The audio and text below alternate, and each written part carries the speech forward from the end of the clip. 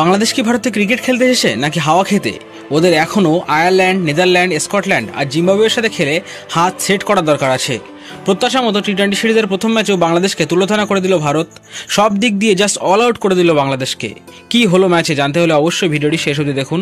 তবে তার আগে বন্ধুরা, welcome to our channel BS sports world. আর আপনারা যারা আমাদের চ্যানেলে নতুন, তারা খেলাধুলা সম্বন্ধিত সমস্ত খবর পেতে আমাদের চ্যানেলটি সাবস্ক্রাইব করে বেল আইকনটি প্রেস করে রাখুন। টেস্টের প্রথম ম্যাচে 280 রানে হার, দ্বিতীয়টিতে দুদিনেই বান্ডিল করে দিল বাংলাদেশকে।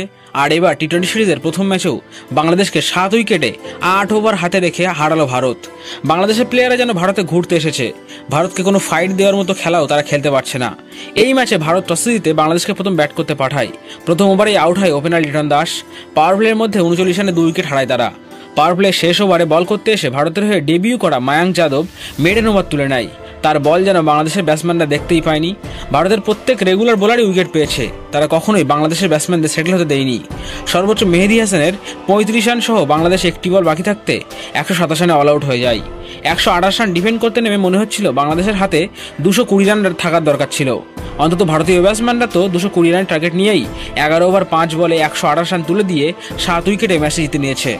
ভারতীয় ব্যাটসম্যানরা যেন গালি ক্রিকেটের বোলারদের বলে ব্যাট করছিল এমন মনে হচ্ছিল।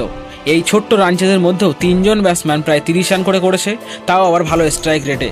ভারতের সর্বোচ্চ হার্দিক পান্ডিয়া 16 বলে 39 রান করে অপরাজিত ছিলেন। এই ম্যাচ জয়ের পর ভারতীয় ক্যাপ্টেন সূর্য বলেছেন, আমরা আমাদের প্ল্যানিং মাফিক কাজ করেছি আর আমাদের সব প্ল্যান কাজ করেছে, আর পরের ম্যাচগুলো সবকটি আমরা জেতার চেষ্টা করব। তো বন্ধুরা, আপনাদের কি মনে হয় বাংলাদেশ কি একটি ম্যাচ জিততে পারবে? আপনার মতামত কমেন্ট করে জানান আমাদের।